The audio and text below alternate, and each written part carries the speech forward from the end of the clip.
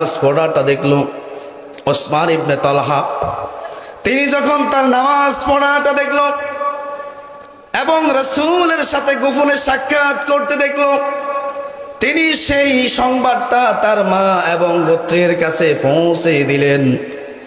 পৌঁছে দেওয়ার পরে তারা তাকে বন্দী করে নিয়ে গেলেন, আটক করে রাখলেন। তাকে বললেন, তুমি মুহাম্মদের ধর্ম ছেড়ে দিতে হবে। মুহাম্মদ যেই নতুন ধর্ম প্রচার করতেছে সেটা তুমি ছেড়ে দিতে হবে। মুসআব ইবনে উমাইর রাদিয়াল্লাহু তাআলা আনহু জবাবে বললেন, আমার এই দেহে এক ফোঁটা রক্ত থাকা পর্যন্ত, আমার এই দেহে রূহ থাকা পর্যন্ত আমি এই ইসলাম নামক এই রশিটা গলার থেকে ফেলতে পারবো না।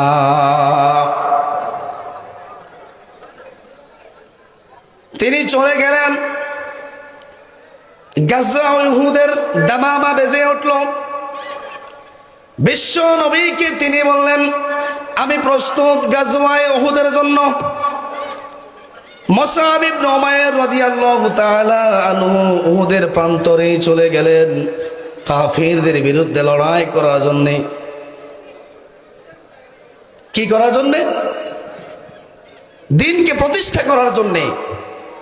তিনি যখন উহুদের প্রান্তরে চলে গেলেন, কাফিরদের সাথে লড়াই শুরু হয়ে গেল, আল্লাহ বিরোধীদের সাথে লড়াই শুরু হয়ে গেল, কোরআন বিরোধীদের সাথে লড়াই শুরু হয়ে গেল।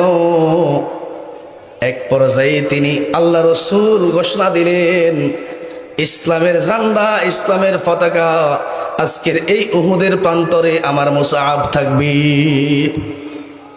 তিনি ইসলামের ঝান্ডাকে এক হাত দিয়ে উঁচু করে ধরে অন্য হাত দিয়ে তিনি কাফেরদের সাথে মোকাবেলা করতে লাগলেন।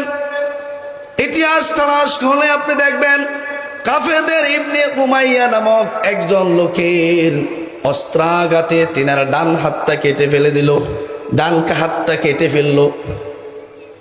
তাফসীরের বয়ানের মধ্যে আসলো, যখন তিনি এই হাতটা সম্পূর্ণ পড়ে যায় না, চামড়ার মধ্যে আটকা আছে, এই অবস্থায় তিনি যুদ্ধ করতেছেন, কাফেরদের মোকাবেলা করতেছেন।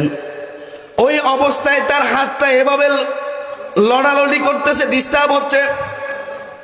তিনি তার তলোয়ারটাকে উপর থেকে উঠে আল্লাহু আকবার বলে এই ঝুলে থাকা হাতের উপরে একটা কোপ দিয়ে আঘাত করে হাতটা ফেলে দিলেন।